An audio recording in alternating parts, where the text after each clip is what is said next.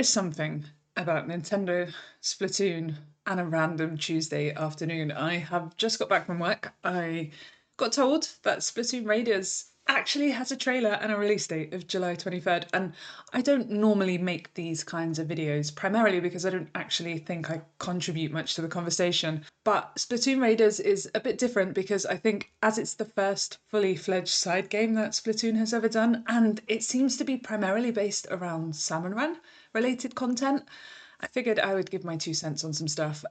So yeah, I've already seen this. I watched it earlier at work, but I wanted to go through this and just give my opinion on some stuff and I'm really looking forward to July the 23rd. I think I'm going to book time off work. I'm going to stream it the whole time. So let's watch it.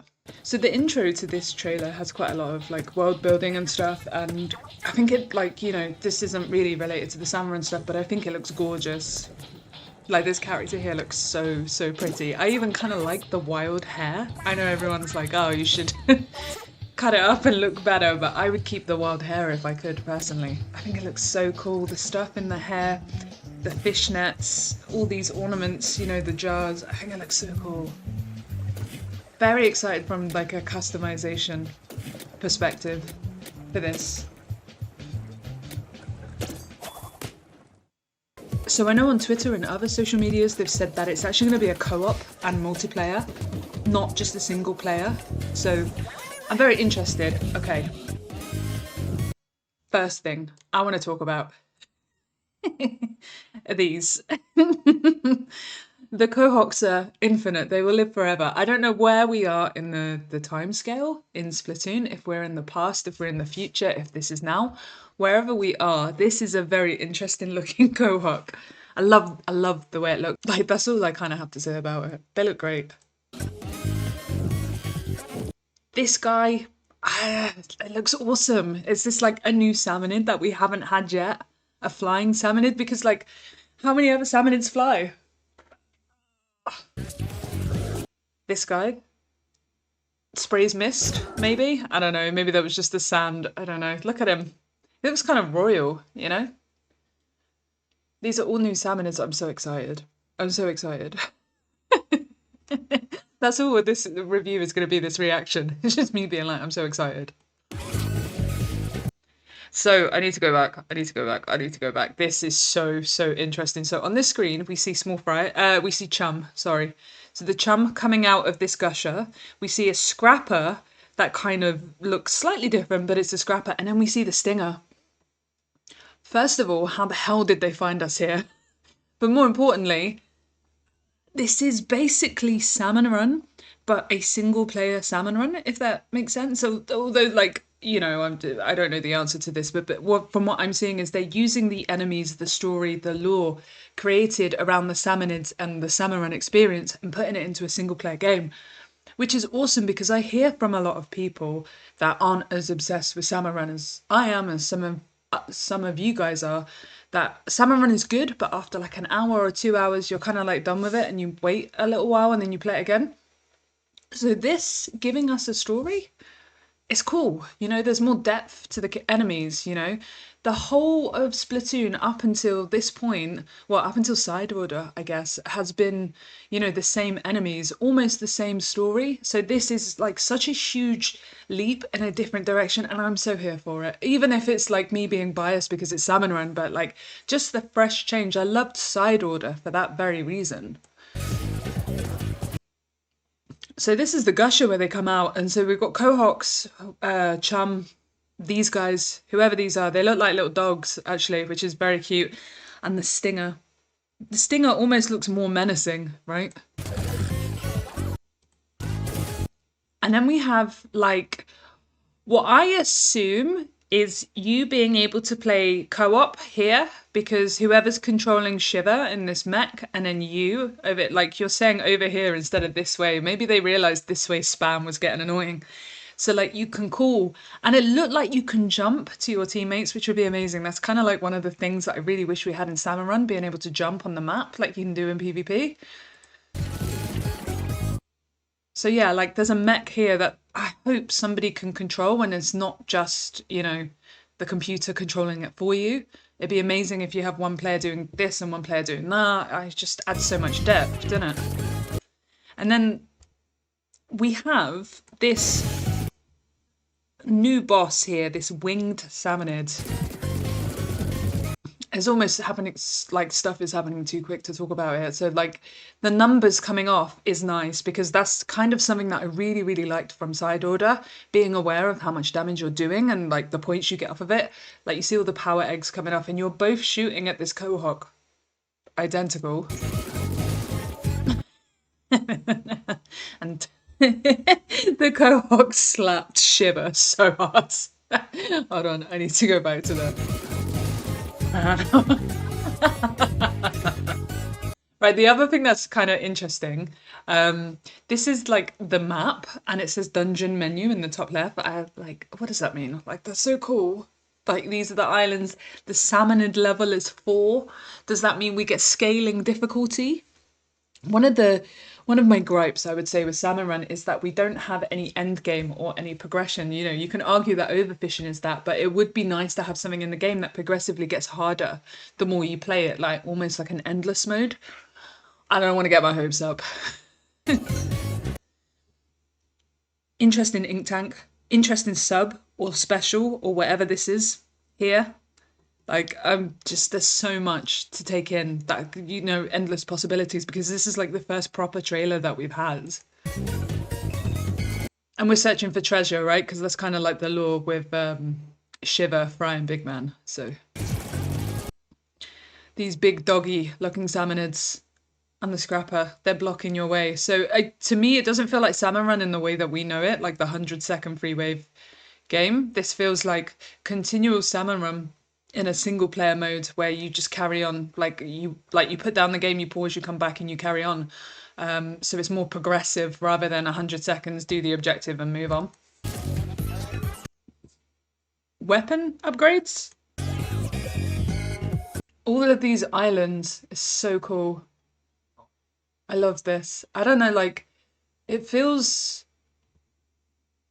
like before where we are now in Splatoon 3. Does that make sense? Sorry, that sounds so stupid. It feels like in the past. It doesn't feel like present to me. This gives me anxiety already. There's 2 stingers aiming at you. I love that they're yellow instead of green. I love the ink color. This Octobrush looks bad, as always. All these, yeah, no, this looks great.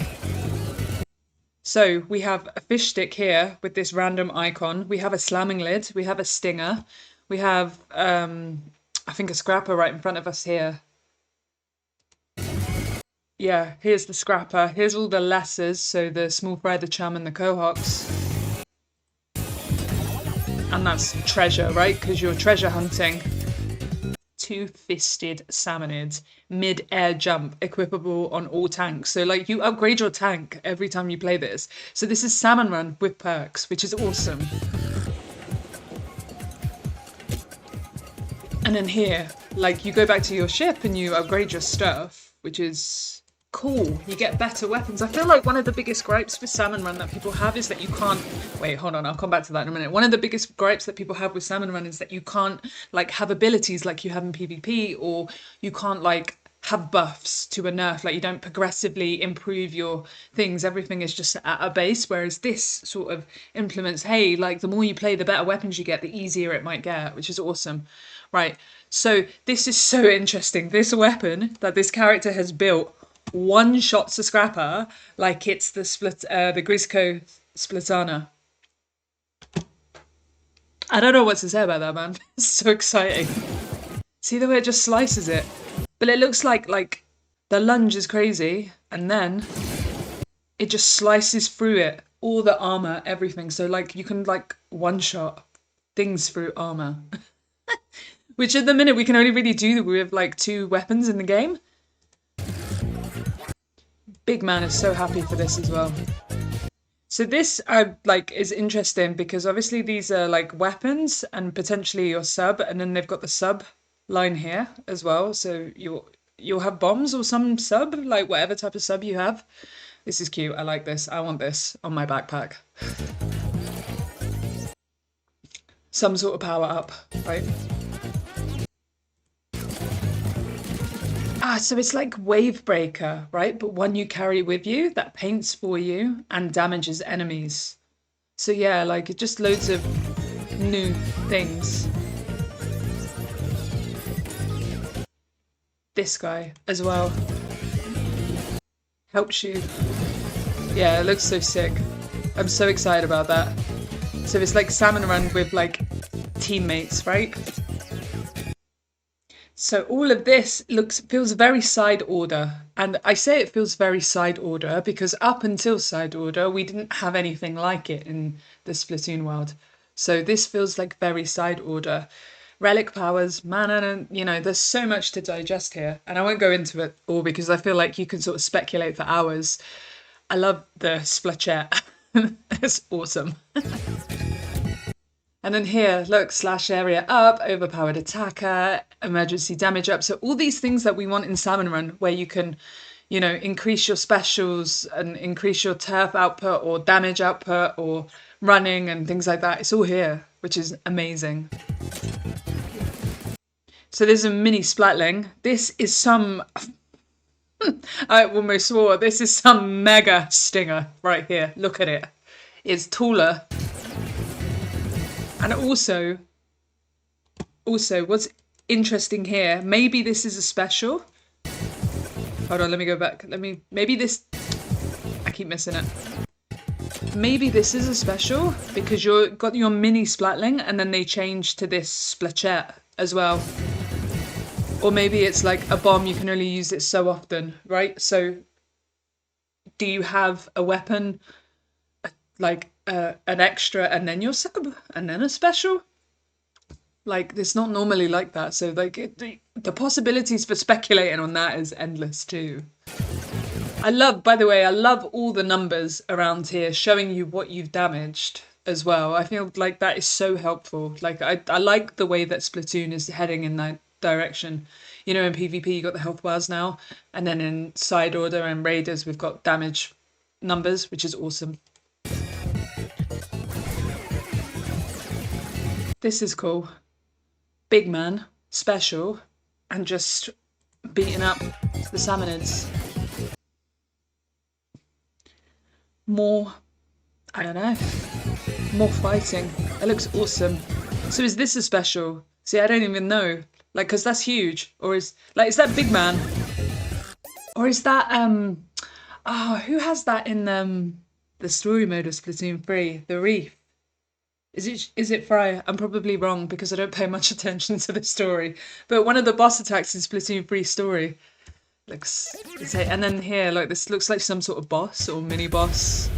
It looks amazing. The other thing I wanted to say briefly as well is that there's been a lot of stuff data mined about Splatoon 3, specifically in regards to Salmon Run and its unused content. And so for ages, there's been speculation on what this unused content is going to be used for. There's like a mode called Underground. There was like huge golden eggs or power eggs, I can't remember, that were worth more than just what they were regular.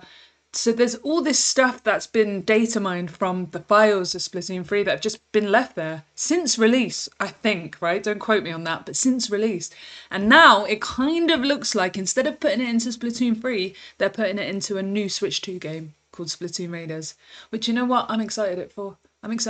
Whichever way it comes, more Salmon Run content, a single player Splatoon game that focuses primarily on the Salmon Run lore and just like beating up fish. I'm absolutely here for. You guys can't see my face. I'm very excited. The more we know about this, the more videos I'll make about this. Let me know what you guys think. There's just like so much to talk about and I don't want to like make this forever as well. And there's the amiibo too. I don't know about you, but I'm a bit of an amiibo collector. So like having more amiibo is like a dangerous thing for my wallet, but not for my happiness. Look how cool that looks. So, God, yeah. I'm so excited for this. So 23rd of July, I will be streaming. 24th of July, I will be streaming. 25th of July, I'll be streaming, and so on and so on. Let me know what you guys think. I'll see you guys later.